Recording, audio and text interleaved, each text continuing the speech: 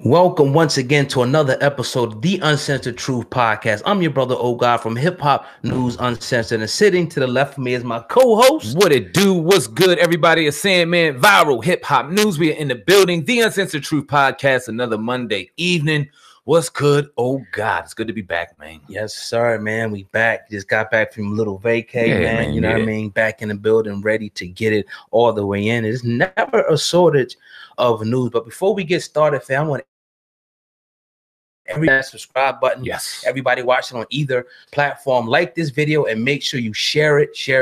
Get this message out, but this is going to be hot right here. Also, we had a link in the description box for our first Hip Hop Uncensored coffee blend right now. Check it out right now. Let's get right into it, man. This one is fresh off the wire. Yeah, man. Your boy Quavo, which appears to be the hothead of the Migos. Well, the other day I reported on Hip Hop News Uncensored that the Migos, they were performing at Dre's nightclub out there in Vegas, and the altercation popped off when Quavo, him and the valet driver had a few words. And there's videotape that I'm gonna show y'all in 1 second, and pretty much, somebody got hit, and now they're charging Quavo once again. Let me show you the tape, but then I'm gonna give you my ones and twos on this.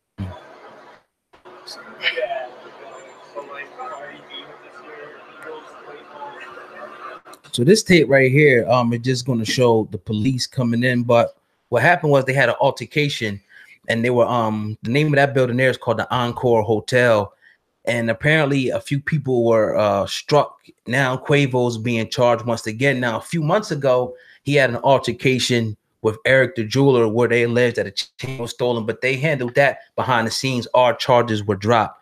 Migos, man, already turned into the next Meek Mill, as you alluded to in our pre-production meeting. If they don't stop messing around, they are. Now, we all know that in this situation, this battery charge is probably going to be thrown out and kind of washed away. Something will be settled to where it's nothing. But what it does do is plant a seed, i.e. your Meek Mill. Years ago, he got caught up in a situation, and he was put on probation. He was on there for 10 years. We all know the story.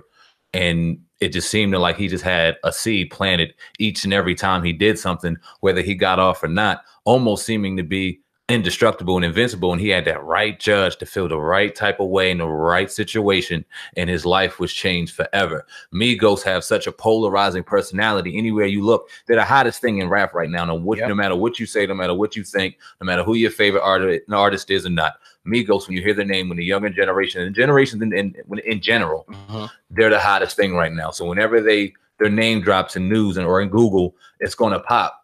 And a lot of times right now, it's for negative situations. Now, you alluded to Quavo being the hothead. We all know that Offset was in jail a while ago. He's since gotten that situation squared away. And now he has fatherhood looking forward to. I mean, apparently he's already got fatherhood with Selena Powell, whatever her name is, already thinking that that's his baby. But that's another day for another time. But he seems to be in fatherhood mode. We don't hear too much about my man, Takeoff. In the news, you feel me? Not too much goes on in the headlines for him, but Quavo's definitely been in there for a lot of negative shit.